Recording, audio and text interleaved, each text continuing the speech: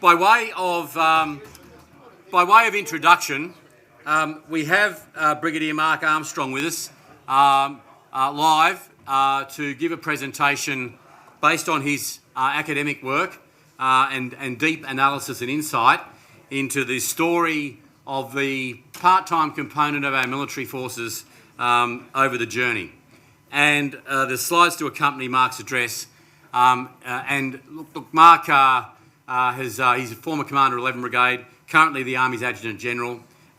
He's obviously today would have been here, other than being, I think I'm right in saying, Mark, committed to his civilian role with the SES in Queensland. So this is important for us because I think it gives a really powerful perspective and a lead-in to the final activity of the day, which is a brief workshop activity. And I do intend now, in the interest of time, just to conduct it as a plenary session, so we'll all stay in here. And I will scribe, maybe one or two other people will help me. But I want to capture from today, having heard about the recommendations from the Reserve Strategic Review, having got that insight earlier on from General Laidlaw in terms of how far and how fast we're going in terms of some of those recommendations. You know, what are the things that, as guidance to us, the Defence Reserves Association, what are the things that you believe are the priorities that we can't cover everything, what are the 4 or 5 big items that we need to put our shoulder to the wheel for in terms of, be they direct recommendations of the Reserve Strategic Review or aspects of that or an extension of those of one of those recommendations. But I think what Mark's got to say will be tremendously helpful in enabling us to see in the broad context of where we've come from and where we're at right now, what we should be thinking about in terms of prioritising some of these things. Mark, thank you. Good afternoon, everyone. Sorry I couldn't be there, you know, civilian work and all of that. And just up front, I'll just make a couple of points. One is that the views and opinions I expressed today are my own as a researcher, as opposed to the Department of Defence or the Queensland Government. The second part is that whilst my research did look at the topic of reserves generally in some aspect, it was Army focused. So there's an Army lens over it, although I'd argue that many of the findings are relevant. And whilst I've only got a limited time to talk today, I'm happy to make a copy of the thesis available to anyone who wants it. And I've got some contact details at the end for whoever to send it to. General Burr, if he's still there, he tells me he has a copy of my thesis on his bedside table, but I'm not sure if it's to send him to sleep at night or he finds it a valuable reference. But anyway, I make that offer to you. The genesis of my research it was during my career as a reservist, and it was the 2016 Defence White Paper that I opened one Tuesday night on duty, and I read it, and I was looking for a mention of the reserves, and really disappointed and surprised to see in that particular document the reserves only mentioned 12 times, and the content was limited to 2 paragraphs in a 191-page document. And that was the catalyst that sparked me to go, hey, why is that? Why is such an important part of the Army and the ADF traditionally been relegated to the margins? And that was the catalyst for my research. Slide, please. So the background today, this background would be familiar to everybody about the reserves once being the predominant component of Australia's defence combat capability, particularly for land forces. But after World War II, the full-time forces, the formation of the Australian Regular Army became predominant over time. The graph on the right just charts the relative strengths in terms of numbers sort of from 1990 through to 2021, and you can see declining reserves, increasing numbers of full-time.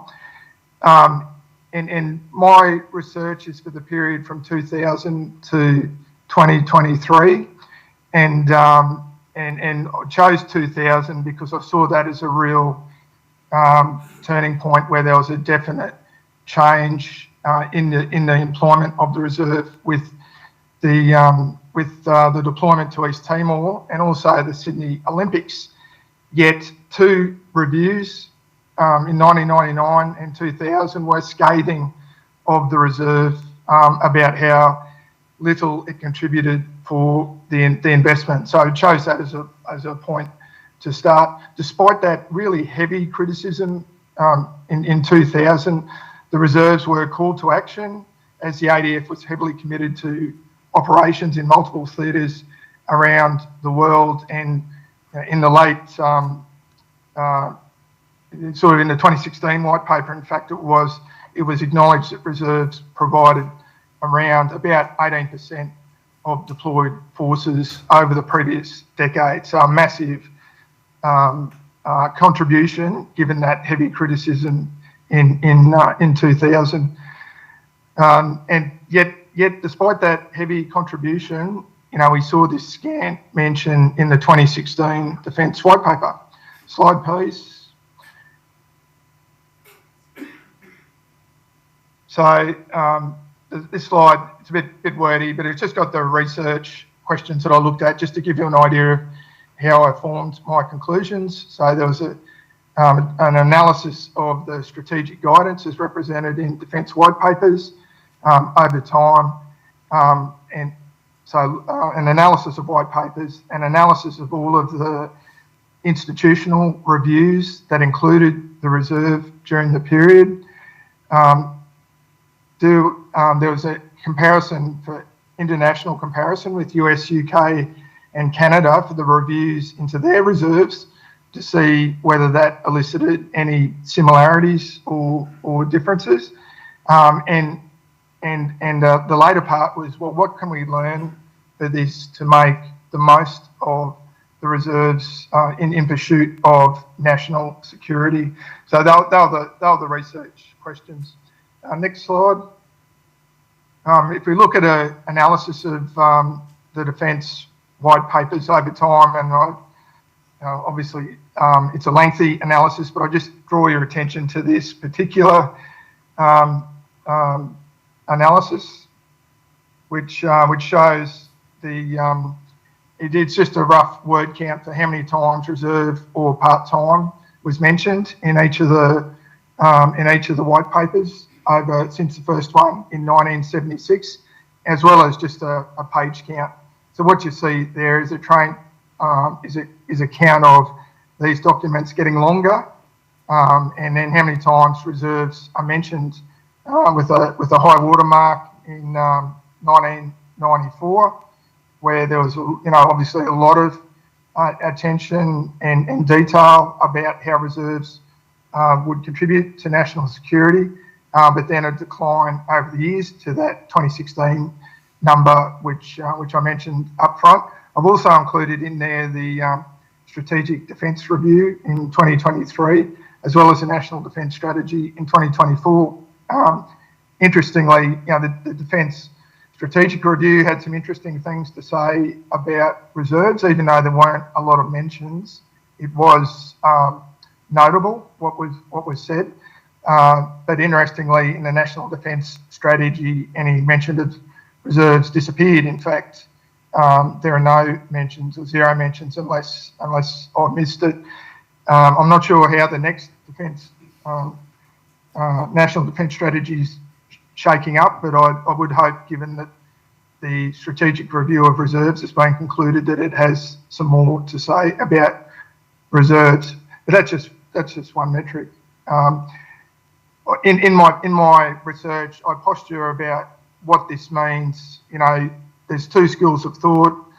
The declining mention of the number of reserves could mean that could be a negative thing. It could be that reserves are seen as marginal, not that important. The optimistic view would be that because reserves are so integrated, that the total force concept has taken hold so much that that mentioning reserves separately isn't needed. I'd probably tend to lean towards the former than the latter, but you'll each draw your own conclusion. Next slide, please.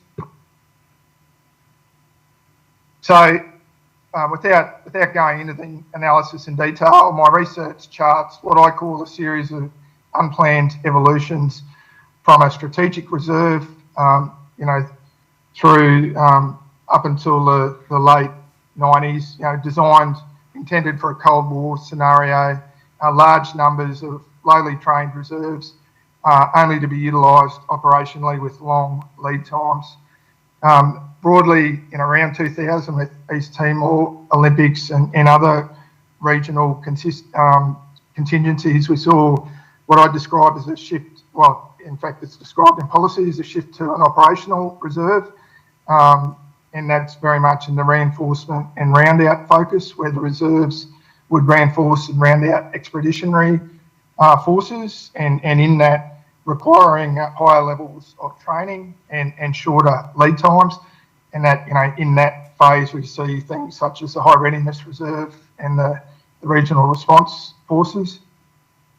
And then I argue sort of 2020 COVID bushfires has seen a shift to where reserves are now considered or intended or committed as a contingency force. So a contingency force in the sense of there's a direct operational task, and I'm sure General Burr was talking about that today, and that there isn't, most of the Army Reserve, certainly the 2nd Division, is committed to a particular task and is unavailable for other things, and committed to tasks at short notice, including domestic response.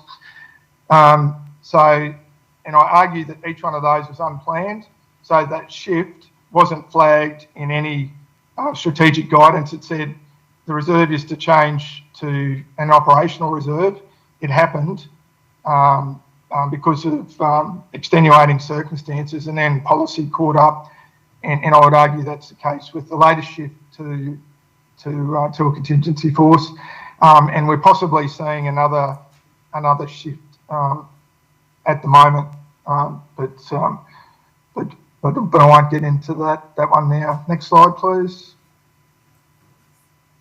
So, as I said, my analysis is based off what was actually written in the different reviews. I looked at all of these ones and more. So these were all since 2000. So a lot of words, a lot of analysis that I looked at. One of my supervisors described it as excruciating detail, which I reviewed these. I think he meant comprehensive or exacting detail, perhaps. The analysis of those is enlightening, and particularly when you compare it to the reviews that are current to today. And I'll talk about some of the trends that I detected. Next slide.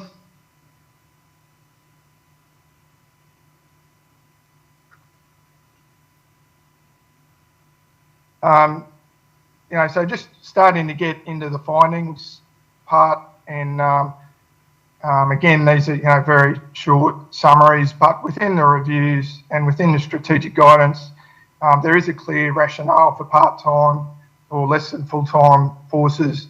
They're cost effective. You'd think, which would be a particularly important attribute with the budget situation that we're confronting at the moment. Reserves have a definite comparative advantage in that it makes sense to use reserves for some tasks in order to allow our full-time component to focus on other tasks, and that is covered in an economic principle of comparative advantage. Just because a full-time person can do something doesn't mean they should. If a reservist can do it well enough and within the required criteria. For me, the big opportunity for reserves is accessing more of the national talent base or human capital base. And this is a real theme through my paper, that Australia has a small population and we rank quite low in terms of population numbers, particularly in this region. I think it's 53rd or something from the top of my head, but we rank very, very high in human capital, and human capital simply being the sum of what the productive or the productive potential of a person. It includes the health, it includes education, and a number of factors that describe and attribute a value to what an individual can do. Australia scores very highly. We're consistently in the top 10 in the world for that. And my fundamental argument is that we should be using that strong performance to achieve comparative or competitive advantage. But the way that we're structured, we're not really doing that at the moment. Part-time forces offer flexibility, particularly to support surge requirements, and we offer links in with community, business, and state. So none of those will surprise anyone in the room. Next slide. All right, so some of the key findings. So the strategic guidance, particularly when you look at it over time, is inconsistent, fragmented and declining, and it's notable how much it varies from white paper to white paper. Clearly different authors, no golden thread of purpose or logic that you might expect to see. It does shift quite a bit. The reviews involving reserves or about the reserves have been frequent, and many were overlapping, so they're happening concurrently. The reviews that were happening largely focused on making the best use of what we've got now, rather than any first principles type of review or any sort of radical conclusions or suggestions. And in fact, the only reviews that offered any more radical suggestions about improving performance or growing the organisation were the ones run by external people, so external to defence. They're the ones that tended to elicit the more radical or interesting recommendations, noting that very few were implemented and even fewer sustained. And another finding is that when you look at the comparison with US, UK and Canada, all of those elements are apparent with them as well. So it's not an Australian circumstance. Slide, please.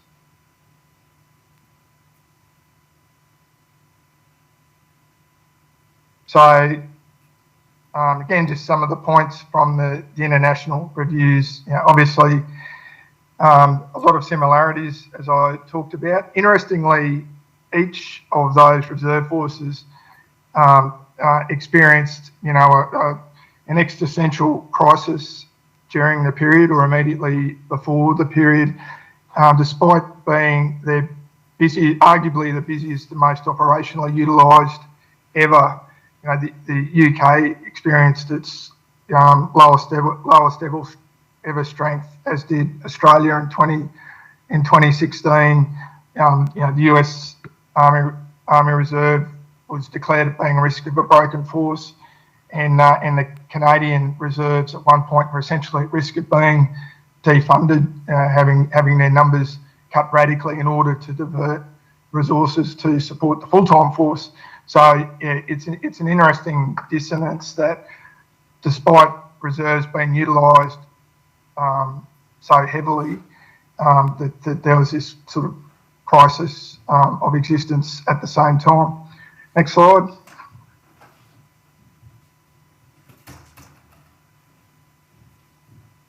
So, whilst I tended to be talking about the negative, it was a period of huge advancement and progress in many areas for the Australian Army Reserve. In particular, arguably for the first time since '74, there was a really clear role and task for the Army Reserve, particularly in the operational reserve phase. You could argue whether it was the right role and task, but it was clear for a period within it, and I think that continues now, which is a tremendous positive from when you compare it to 2000.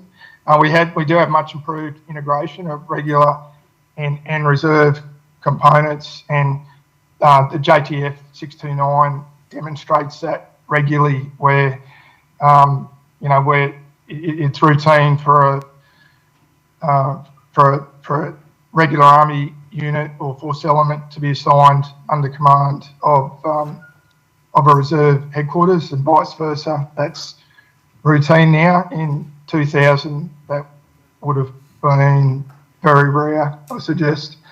The operational performance of the Army Reserves has been praised in a number of the reviews, both in terms of the numbers deployed, but also what they demonstrated during it, despite some fears and concerns.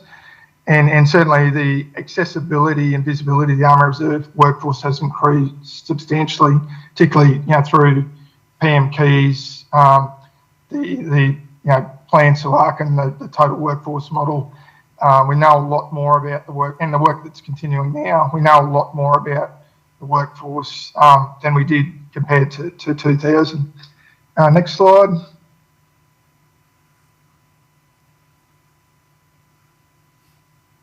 So on the other hand, there are, when you look at the reviews, I've analysed it. There's 10 persistent issues that appear again and again, with often they're just noted with no direct recommendation, or if there is a recommendation, if it is implemented, it's obviously been affected because the issue keeps popping up again, and you've probably covered most of these, if not all of them, today, and I suggest that pattern continues.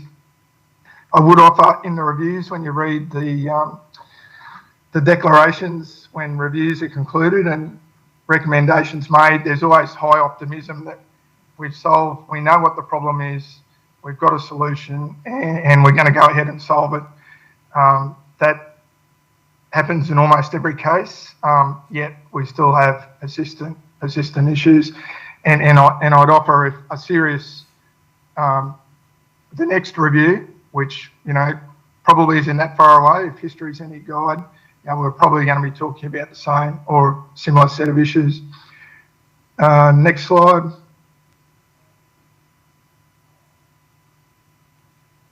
All right. So what's the what's the so what?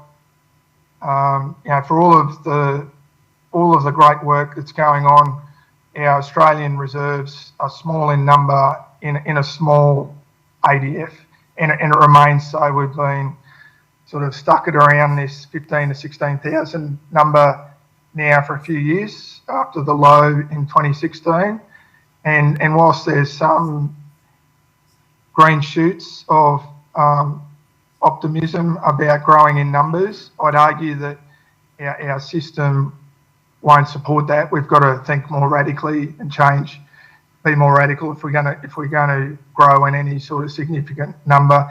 I note the Defence Strategic Review of Reserves had a very modest growth target of 1,000, mostly in Navy and Air Force. I'd be, the historian in me, would be pessimistic that we'll even achieve that very small number. The cost and comparative advantages of reserves are not being fully exploited. We remain focused on supplementary capabilities, so we're doing some of the same things as the full-time force that will get harder to maintain. Again, I challenge some of that thinking about whether we could be focused on other capabilities rather than infantry soldiers. We still have a force structure, despite all of the talk, that's more similar to 1976 than different for much of the reserve. Remain infantry centric, tied to aging network of poorly located facilities. and we're not alone in that, but it's one of the factors holding us back. And we've got some more opportunities in offering more attractive service models to encourage more Australian citizens to serve to serve part-time and to really make the most of the skills that they bring with them. Civilian skills appears again and again and again, but we still haven't cracked that one. Neither of any other organisations I offer. Next slide.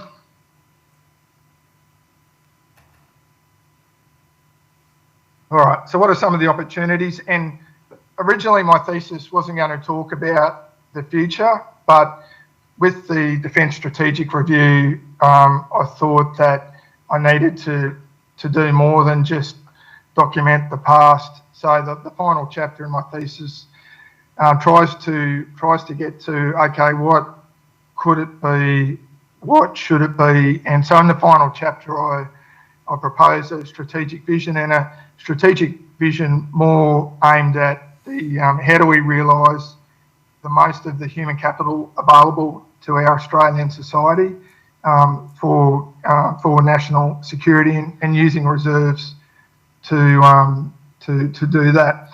I make an argument that if we're truly going to reform, there needs to be some enabling action, and that it doesn't matter what you recommend, how good an idea they are, unless you address these enablers, it's unlikely to happen. There are too many obstacles. I won't go into these in detail, but one is this idea of a human capital focus. So we look at what the individual can bring, rather than view reservists as sort of lesser trained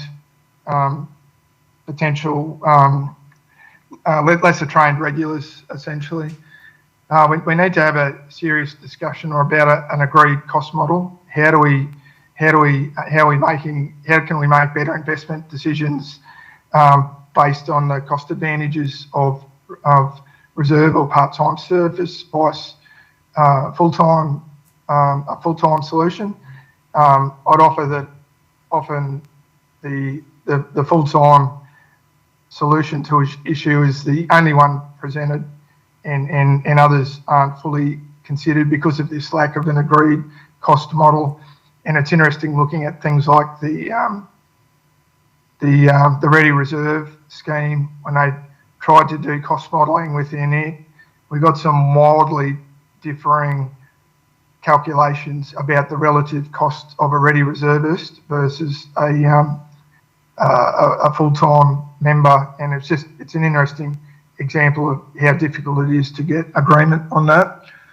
I think we've got some opportunity for some new and enhanced modes of part-time service beyond the traditional Tuesday night weekend model for someone living within 30 minutes of a depot. I think we can create some other models which have different settings for initial training, for ongoing training requirements, and location that will help us grow if that is the goal. And finally, the resourcing question. Too often initiatives just haven't been fully funded, and it unless you're prepared to do that, true reform will be difficult.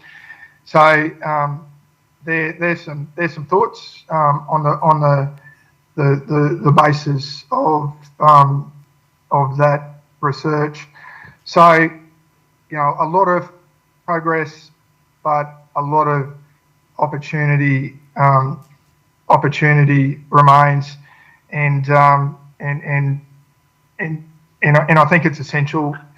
Reserves are more important than ever in an environment of a contested budget and limited funding, in an environment of increasing risk of war, and in being in a state of strategic competition. Now is the time to be making the most of our reserves, and it's encouraging to hear some of the initiatives underway, and I look forward to some others that have been talked about implemented. I just offer the historian's view that the most of what we talk about implementing hasn't been done or hasn't been affected and sustained. So that's a challenge for us all. I think that is my last slide. Last slide. So just, please email me. I can send you a copy of the thesis. I have written some things throughout, some articles which are available online. Happy, and they're there for you to access. Happy to answer questions on them or discuss. And I'll go back to you on the room, Mike. Hey, thank you, Mark, and please, everyone, round of applause for Mark. I think that's just fantastic insight and analysis, Mark, and just what we need just to prime the final activity for the day. But if you can hear me okay, are there any questions from the group, either online or directly from the floor, that I can relay to Mark? Paul. Paul Irving, Mark. This is Paul Irving, Mark. Just thank you very much for donating. If you're talking to them, then Mark should be able to hear your question directly. Thanks, Mark, for donating a copy of your thesis to the RUSI New South Wales Library. But what I was interested in is what has been the reaction from senior members of the ADF to your thesis?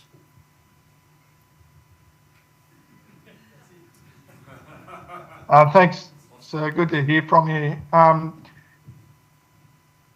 Not a lot so far. What I haven't been able to do is follow it up with with a series of articles really focusing in on some elements. I hope to do that next year. So yeah, not a lot, but I'm not sure if that's because they haven't read it yet, or if they have read it and don't think it's relevant. But limited so far. Any other questions from the team? Yeah, we might grab a mic. Thank you. Yeah, g'day, sir. Colonel Adam Strickland, Fire Brigade. 1 point and then a question. I do know Military Workforce Design Division is bringing in compulsory consideration of the part-time workforce in capability planning and the life cycle. So I'll put that out there to everyone. It's an opportunity for all elements of defence to consider the part-time contribution to capability effects.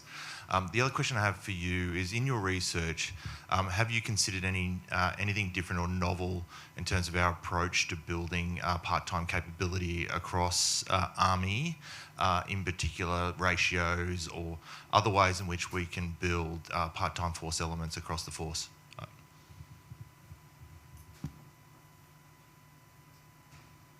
Yeah, g'day. Thanks for the question. That's encouraging to hear the force design aspect. And, for those of us that work in civilian corporations, like that's routine. You've got to make decisions based against the profit imperative. I just don't see or haven't seen a lot of that in the military. But now, if it hasn't been done before and isn't being done, now's absolutely the time for it. And I mentioned that when you read previous reviews, it is actually brought up, but only by external reviewers. So the PAPIS reviews, I think that was called the Defence Budget Review from memory. But PAPIS really went deep on that, going, why aren't you considering reserves more for other jobs? And I think he used examples. One was artillery, gun number and tank driver, which I understand horrified the establishment at the time, but the analysis was there. And another report was the Wrigley review, which was outside of my time, but that Wrigley review in 1990 again went deep on that aspect, and again because he proposed a big expansion of the part-time force, I think 80,000 and a sort of halving of the full-time force, which again, that review just disappeared without a trace. But the logic within it was interesting, and the analysis. The second part of the question is probably too general for me to answer. Of course, within it, I do pick out things that other countries in particular are doing that are interesting. I'm just struggling to recall a specific one right now. I'd perhaps get a hold of the thesis and read, particularly the last chapter and the conclusion. That'll draw your attention to a couple of things. But in the thesis, I was trying not to be too specific about. I didn't want to do a full structure review because it became really clear that what was holding us back was more about these enablers. And it doesn't matter what you propose. You could propose, a perfect, novel, interesting structure, but it's going to be really difficult to implement unless you address the enablers. And I offer, as an example, a scheme like the Ready Reserve, which has a lot of logic and support to it. In fact, it sort of came up in the DSR again, but it didn't last long. And I'd offer that it's because these enablers were not addressed. So that's where I sort of got to in my research. Over. Thanks, Mark. Any other questions? Okay, Mark, once again, I don't know whether you can stay online or not, but thank you. That's been really helpful, and will feed into the discussion we're about to have. So thank you for taking the time out. I understand that you couldn't get down here today. That's fine. It's been a very valuable contribution nevertheless, so thanks very much. Thanks, Mike. Yeah, I'll stay on for a bit longer.